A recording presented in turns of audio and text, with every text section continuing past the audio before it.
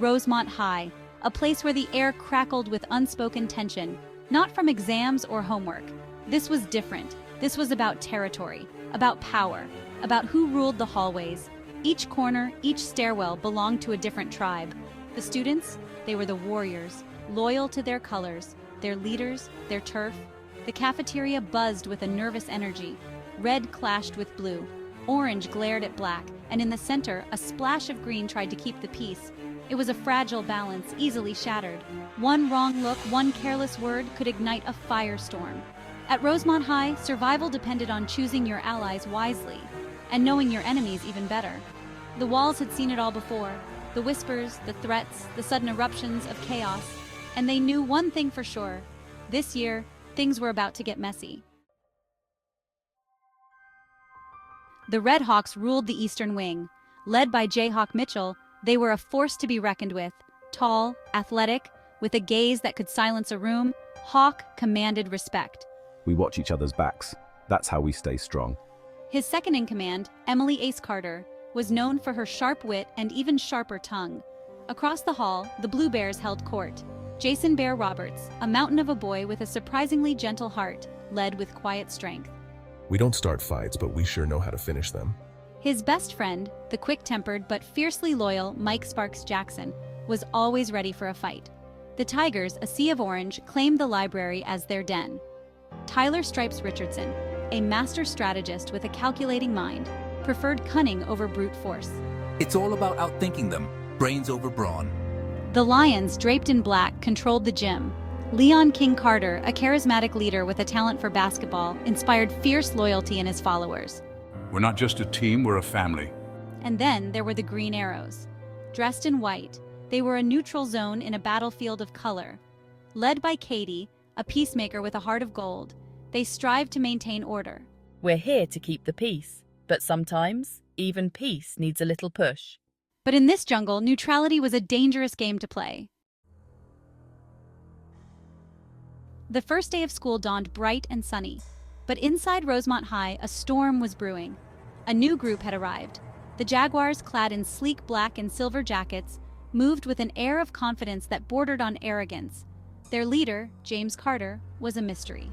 Tall and lean, with piercing blue eyes that seemed to see right through you, he exuded an aura of danger. The Jaguars wasted no time in making their presence known. They challenged the Red Hawks on the basketball court, their skills a match for Hawks' own. Who are these guys? They're good, but they're not unbeatable. They traded barbs with the Blue Bears in the cafeteria, their words laced with veiled threats.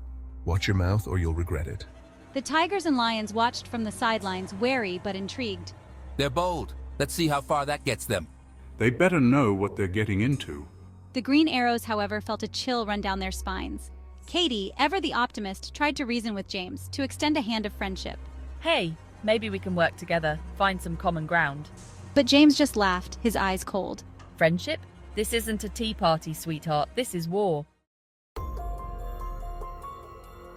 The first week passed in a flurry of uneasy truces and silent standoffs. The Jaguars, like wolves circling a campfire, tested the boundaries, pushed the limits. They were sizing up their opponents, learning their weaknesses. The other groups responded with a mixture of caution and defiance, unwilling to back down but wary of provoking a full-blown conflict. The tension was palpable. It hung in the air like a thick fog, suffocating, oppressive.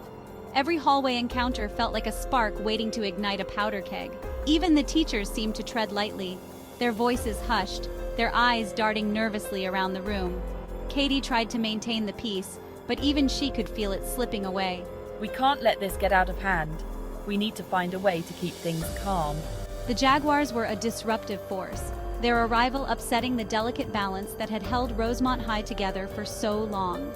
And James Carter, with his cold eyes and calculating smile, seemed to revel in the chaos he was creating. In the shadowy corners of the library, behind the bleachers in the gym, whispers began to circulate. Rumors of the Jaguars' true intentions spread like wildfire. Some said they were there to take over, to rule Rosemont High with an iron fist. Others claimed they had a score to settle, an old grudge to avenge. The truth, however, was far more sinister. James Carter had a plan that would send shockwaves through the very foundations of Rosemont High. His goal wasn't just to rule the school, it was to destroy the one thing that stood in his way, the Green Arrows. He saw their peace-loving ways as weakness, their neutrality as a threat to his ambition. He would crush them, break them, make them regret the day they ever dared to oppose him. And in their downfall, he would forge a new order, one where fear and obedience reigned supreme. The calm shattered on a Friday afternoon. The Jaguars, in a carefully orchestrated move, ambushed the Green Arrows in the courtyard. They struck swiftly and brutally, their laughter echoing through the air as Katie and her friends struggled to defend themselves. The other groups watched in stunned silence. This wasn't a schoolyard brawl, this was a declaration of war. James Carter had drawn first blood, and the message was clear: no one was safe.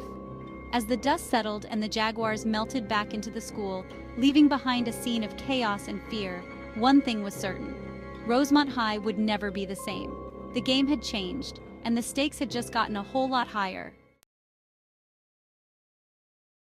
News of the attack reached Principal Wilson's office with the speed of a lightning strike. A heavy sigh escaped his lips. Rosemont High had always been a challenge, but this was different. This felt dangerous. He knew the players, knew their histories, their rivalries. The Jaguars, however, were an unknown entity. Their arrival had upset the delicate balance he'd struggled to maintain, and James Carter, with his cold eyes and air of quiet menace, sent shivers down his spine. Wilson was a good man, a fair man, but he was also a realist. He knew that sometimes the best way to stop a fire was to let it burn itself out. But at what cost? He glanced at the school motto hanging on his wall: "Where knowledge and compassion ignite the future." Could he, in good conscience, allow this situation to escalate? The weekend provided a brief respite from the tension that gripped Rosemont High. But the peace was deceptive, a lull before the storm.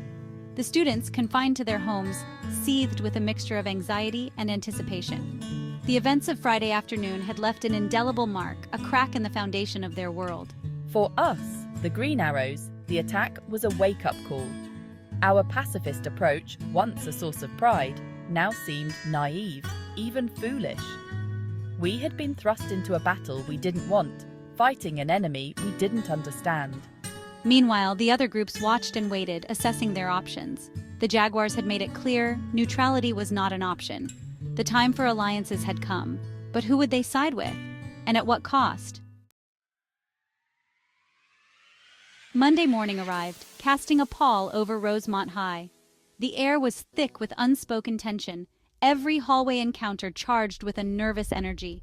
The Jaguars, emboldened by their victory, strutted through the halls like they owned the place, their laughter echoing off the lockers. The Green Arrows, their faces etched with worry, stuck close together, their eyes darting around nervously.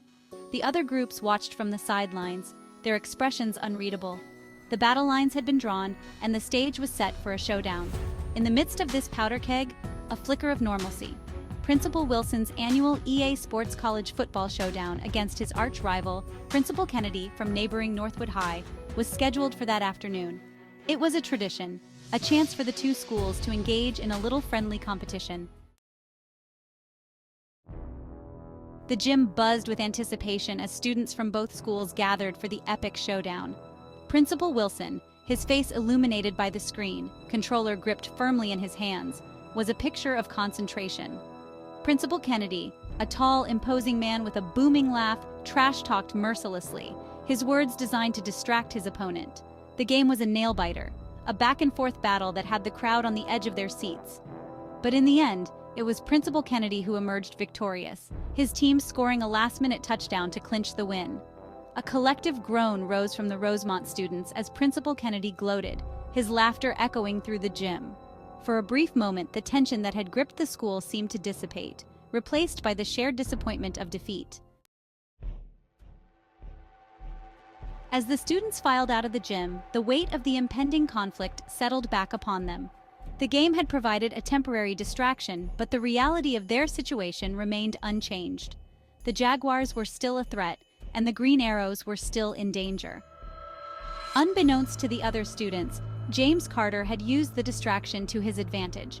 While everyone was focused on the game, he had gathered his lieutenants in a secluded corner of the library. The Green Arrows are weak. They're the glue that holds this pathetic piece together. We break them, we break Rosemont High. His words hung in the air, heavy with menace.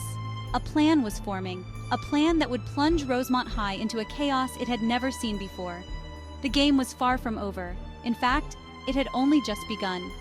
This was the calm before the storm, and the storm was coming.